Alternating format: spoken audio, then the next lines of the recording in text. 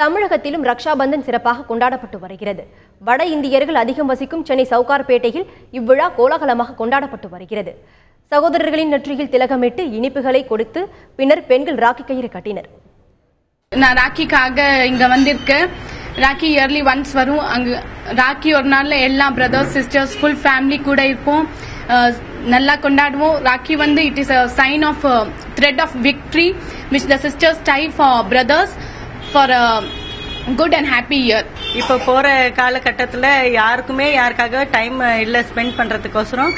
ஆனா இன்றைய நாள் வந்து எல்லாரும் அண்ணன் தம்பி தங்கச்சி அக்கா எல்லாரும் ஒன்னா சேர்ந்து சந்தோஷமா கொண்டாட வேண்டிய நாள் இது. இந்த நாள் தான் அண்ணன் தங்கச்சி எல்லாரையும் ஒன்னா சேர்த்து வைக்கிற நாள் இது. யாரு எங்க எவ்வளவு தூரம் இருந்தாலும் சரி, அவங்க வர முடிஞ்சாலும் சரி, வர முடியலன்னா கூட தபால் மூலமா அவங்களோட அன்பு பாசத்தை செலுத்தி சந்தோஷமா கொண்டாடுவாங்க. டெல்லியில் உள்ள அத்வானியின் இல்லத்திற்கு சென்று அவருக்கு சிறுமிகளும் பெண்களும் ராக்கி கயிறை கட்டினர். சென்னையில் உள்ள பாஜக மாநில தலைமையகத்தில் பொன் ராதாகிருஷ்ணன், இலகணேசன் ஆகியோருக்கு கட்சியின் மகளிர் அணியினர் ராக்கி கட்டினர். துப்புரவு தொழிலாளர்களுக்கும் மகளிர் அணியினர் ராக்கி கயிறு கட்டி இனிப்புகளை வழங்கினர். நமது நாட்டினுடைய பாரம்பரியத்தின் அடிப்படையில்